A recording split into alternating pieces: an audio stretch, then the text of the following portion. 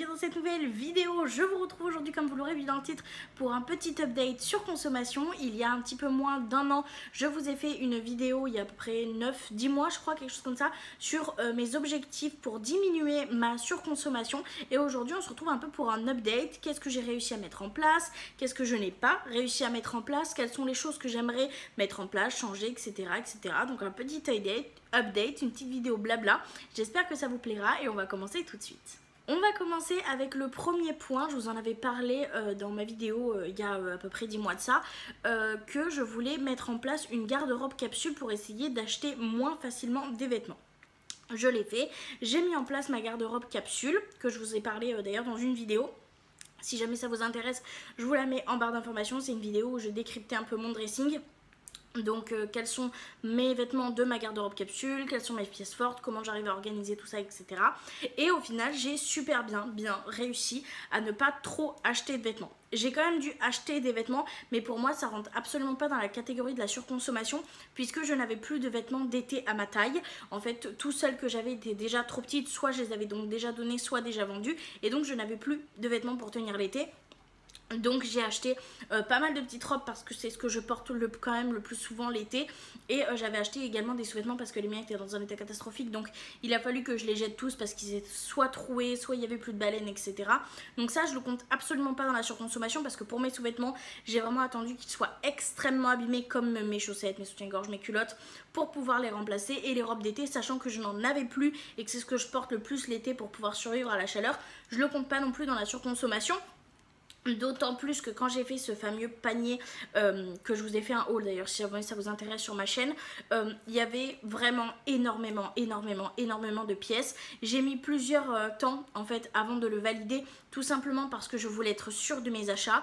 Je suis partie quand même avec un panier à plus de 700 € et au final j'ai diminué au moins de 3 mon panier.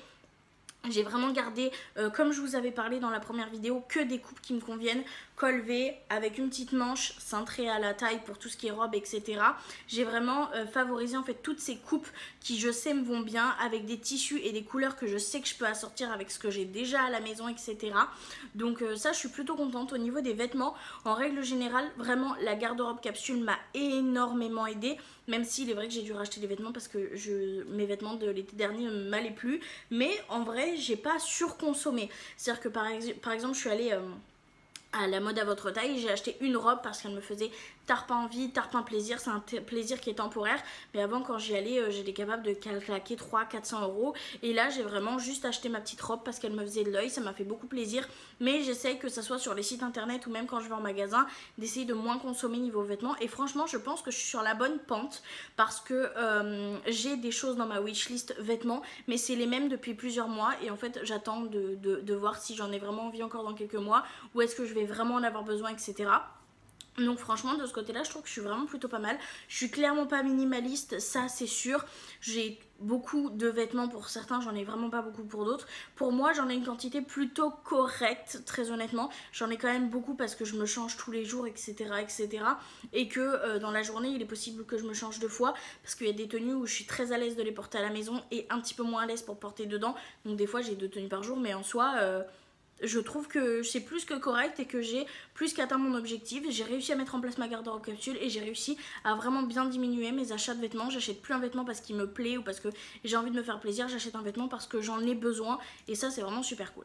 Par contre la vérité rattrape très vite, c'est que oui, j'ai réussi à gérer mes achats de vêtements, par contre mes achats de maquillage pas du tout. Mais quand je vous dis pas du tout, c'est pas du tout. Pour ceux qui me suivent, vous avez eu 2 énormes hauls Vinted. J'ai trouvé que des lots de produits sur Vinted et je n'ai fait acheter que ça. Vraiment c'était une catastrophe. J'ai acheté énormément, j'ai dépensé énormément d'argent pour qu'au final aujourd'hui, ce qui s'est passé en fait dans ces achats, c'est que je me sentais pas bien, donc j'ai acheté. Mon problème de base, comme je vous parle dans la première vidéo, c'est que dès que je me sens pas bien j'achète. Donc c'est ce que j'ai fait. J'ai été très contente parce que j'ai eu l'espèce de dopamine quand je les ai achetés, quand je les ai reçus. Je les ai testés quand même pendant plus de 2 mois, quelque chose comme ça, et j'avais cet effet de dopamine. Sauf qu'une fois que cet effet de dopamine et que j'ai testé tous les produits et que je savais ce que ça rendait, bah je les ai littéralement abandonnés dans mes tiroirs. Très honnêtement, il y a quelques produits qui sont passés dans mes favoris comme mon blush Be Perfect, comme mon bronzer Color Pop. Il y a 2-3 produits quand même qui sont rentrés dans mes indispensables et que je pourrais pas me débarrasser aujourd'hui. Mais sur la quantité de produits que j'ai acheté, vraiment le ratio est vraiment nul. Et j'ai vraiment acheté pour acheter et je m'en rends compte. Donc j'ai fait un énorme tri, j'ai encore un petit peu de tri à faire je pense. Mais ça je reverrai plus tard, je me laisse quand même un petit peu le temps. Mais c'est vrai que le maquillage j'ai absolument pas géré du tout. En fait je me rends compte qu'il faut vraiment que j'ai une catégorie de dépenses où quand je vais pas bien je dépense. Ça aurait pu très bien être les vêtements, là pour le coup ça a été le maquillage, mais je me rends compte qu'il faut vraiment que j'arrive à régler cette problématique là si je veux absolument régler mon souci de surconsommation. Donc ça sera encore à travailler un petit peu, mais c'est vrai que le maquillage c'est un peu compliqué. Alors ce que j'essaye de faire c'est que j'ai refait une wishlist où vraiment c'est des produits que j'ai envie depuis plusieurs années qui me tentent, où à chaque fois que je vois les revues, à chaque fois que je les vois les make-up je me fais waouh, et je me dis si je dois craquer et que je dois compenser par exemple un truc où je vais pas bien avec ça, j'achèterai uniquement une pièce de ma wishlist. J'espère que ça me calmera parce que très honnêtement il y a des pièces de ma wishlist qui coûtent 5-10 euros, donc ça va, mais la plupart c'est des palettes à 50 euros, donc je pense que ça aura tendance à me calmer. Donc je vais essayer d'utiliser cette technique en ayant refait ma wishlist et en me disant si tu dois acheter du maquillage tu achètes uniquement ce qui est présent sur ta wishlist pour voir un petit peu si ça calme ou pas. Mais c'est vrai que le maquillage il va falloir encore que je travaille dessus. Pour la prochaine chose sur laquelle il fallait que j'essaye de me calmer, c'était Action. Je vous avais fait une vidéo, je vous avais dit que Action c'était en même temps mon meilleur ami et en même temps mon pire ennemi. C'est toujours le cas. Action c'est le genre de magasin où il y a vraiment tout moins cher qu'ailleurs, mais quand tu rentres là-dedans, t'es incapable d'acheter uniquement ce dont tu as besoin et tu ressors avec un panier de 80 euros alors que de base t'en aurais eu pour 20. Ce que j'ai fait c'est que j'ai essayé de me sevrer d'Action, c'est-à-dire que pendant un mois et 2 semaines j'y suis absolument pas allée, donc j'ai été très fière de moi. Je me suis dit oh stylé et tout. J'ai pas réussi à le faire plus, très honnêtement. J'y suis allée, j'ai acheté des produits ménagers, j'ai pas mal acheté de conneries quand même, très honnêtement, et j'ai continué à acheter quelques petites bêtises que j'aurais pu éviter, mais en règle générale maintenant quand je vais à Action, j'essaye vraiment d'y aller avec ma liste de courses et de me tenir à ma liste de courses. Donc ça va beaucoup mieux de ce côté-là. J'arrive beaucoup mieux à gérer, mais très honnêtement, il y a toujours ce truc de quand je vais à Action, j'ai envie de me faire un petit plaisir. Donc je m'autorise une ou deux petites bricoles, pas forcément très chères, ou c'est à 1 ou 2 euros, vous voyez. Mais le truc c'est que c'est le genre de petites bêtises qui vont venir après s'accumuler chez moi. Et après avoir fait le tri chez moi, je me rends compte que c'est souvent ces petites bêtises à 1 ou 2 euros que j'achète, que je finis par sortir de chez moi parce que je ne m'en sers absolument pas. Donc je suis très contente parce que j'achète plus en énorme quantité. Dès qu'il y a une nouveauté, dès qu'il y a une nouvelle palette, je fonce pas à Action l'acheter. Quand il y a des nouveaux gels douche, j'y fonce pas à les acheter, etc. Comme j'ai pu faire à un moment donné. J'arrête de vouloir tester des produits ménagers. J'ai les produits ménagers que je connais, que j'aime, et du coup je ne fais qu'acheter ceux-là quand les miens sont vides. Et je fais plus de backup parce que ça aussi c'est un truc que je faisais beaucoup à Action. C'est que dès que j'y allais, je reprenais des petites, des trucs comme ça par peur qu'il n'y en ait plus un jour, etc. Et au final ça s'accumule dans mes placards et ça sert absolument à rien. Donc maintenant j'attends qu'un produit soit terminé avant d'en racheter un. Et ça pour tout, que ce soit pour les produits ménagers, que ce soit pour le maquillage, que ça soit pour les produits skincare, que ça soit pour les gels douche, etc. J'attends vraiment de ne plus en avoir ou d'avoir qu'une ou deux utilisations, vous voyez, pour pouvoir y aller. Donc ça c'est vrai que je suis plutôt contente au niveau de ma consommation parce que c'est vrai que j'avais pas pensé à vous en parler, mais c'est quelque chose que je faisais très souvent. Je faisais beaucoup de réserves de beaucoup de choses par peur de manquer en fait et de pas pouvoir en acheter au moment où j'en ai besoin.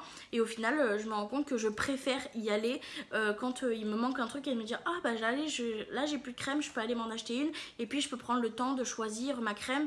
Et je sais que je vais prendre plus le temps de choisir ma crème et tout ça, et plus de plaisir, en sachant que en fait ça sera celle-ci pour les tranches de prochains jours et j'en achèterai pas une autre si ça me convient pas. Donc j'ai plus de réflexion aussi derrière.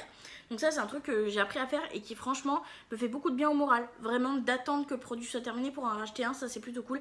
À part pour la nourriture, ça j'avoue on le fait pas, on a toujours un petit paquet de pâtes d'avance, on a toujours un ou deux petits packs de sauce tomate d'avance au cas où, mais pour tout ce qui est autre, très honnêtement, on fait très attention. Et pour en revenir du coup à Action, je vais du coup essayer à partir de maintenant de ne plus acheter mes petites bêtises à 1 ou 2 euros. Parce que comme je vous l'ai dit précédemment, j'ai l'impression que c'est ce que je me débarrasse en premier quand je fais mes tris. Donc ça sert pas à grand chose. Je suis pas dans l'optique de plus me faire plaisir parce que c'est quand même important de se faire plaisir dans la vie. Mais juste de se faire plaisir avec quelque chose que je sais que je vais me servir et qui va pas être chez moi pour être stocké tout simplement. Donc voilà.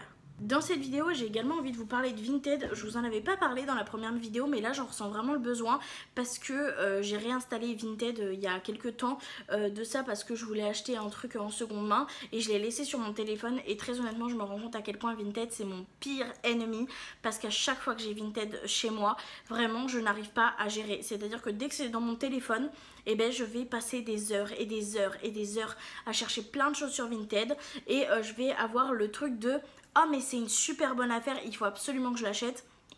Et c'est actuellement quelque chose que je ne veux plus, parce que oui, ça doit être une super bonne affaire. Si ça fait pas partie des choses que je me dis depuis plusieurs temps, j'en ai besoin, là je ressens le besoin de l'avoir, etc. Bah, au final ça sert à rien, même si c'est une super affaire, parce que si je l'avais pas trouvé à ce prix là, je l'aurais pas acheté tout court. Donc j'ai décidé de désinstaller Vinted. Je le réinstalle uniquement quand j'ai moi-même des choses à vendre, mais sinon je le laisse plus sur mon téléphone, parce que sinon j'ai vraiment trop le truc de oh c'est une super bonne affaire, je peux pas passer à côté, alors qu'en temps normal je l'aurais jamais acheté. Donc ça aussi c'est un truc où j'essaye de faire quand même plutôt attention.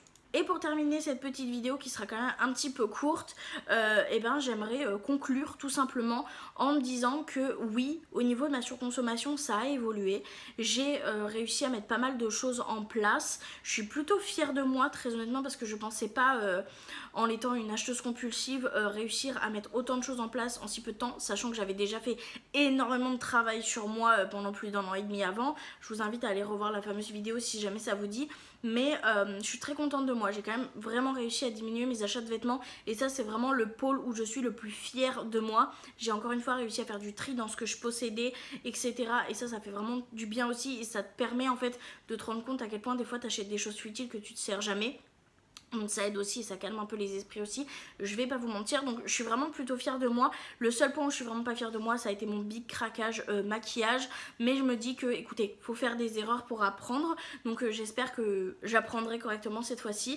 Déjà, je pense qu'en ayant désinstallé Vinted, ça va beaucoup m'aider, parce que la plupart du maquillage que j'ai acheté et que je regrette, c'est du maquillage que j'avais acheté sur Vinted. Parce que par exemple, quand pour mon anniversaire, on allait faire les magasins je sais plus comment ça s'appelle, à Bordeaux, mais je sais plus le nom du centre commercial, Mériadec. Ce que j'ai acheté à Mériadec, il n'y a rien que j'ai trié. Au niveau du maquillage, il n'y a absolument rien que j'ai trié. J'ai acheté ma base de chez Kiko, que j'adore, que j'utilise. C'est une base matifiante dont j'avais pas besoin, mais que là j'utilise et qu'elle est en train de se vider. Mon fond de teint, j'en avais besoin. J'ai pris le Kiko que j'entends parler depuis des lustres, et j'en suis très très contente. Le blush, ça a été un véritable coup de cœur, mais j'ai super réfléchi quand je les ai achetés à magasin, parce que premièrement, il était en prix plein, donc c'est quand même cher à l'achat, et en plus de ça j'ai pu tester sur ma main, etc. J'ai réfléchi, est-ce que j'avais pas déjà ça dans ma collection, etc. Je regrette absolument pas non plus. Les parfums Adopt, alors j'en ai acheté beaucoup des parfums Adopt, pour être très honnête avec vous.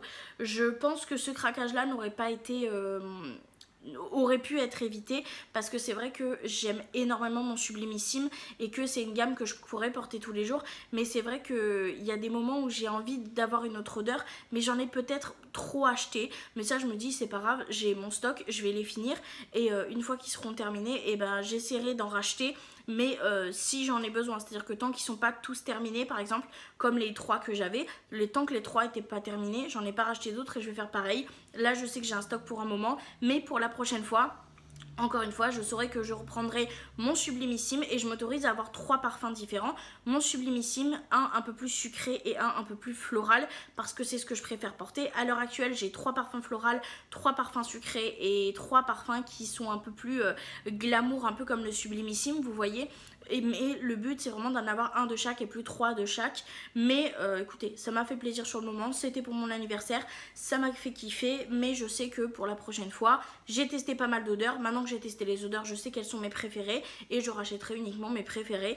Donc ça a été un petit peu de la surconsommation, non, ça a même clairement été de la surconsommation à ce moment là, mais ça va me permettre pour dans un an, quand je vais devoir aller refaire mon shopping, d'être plus précise dans ce que j'aime. Donc va falloir aussi que je fasse attention au niveau des parfums, parce que c'est vrai que c'est quelque chose que j'aime bien.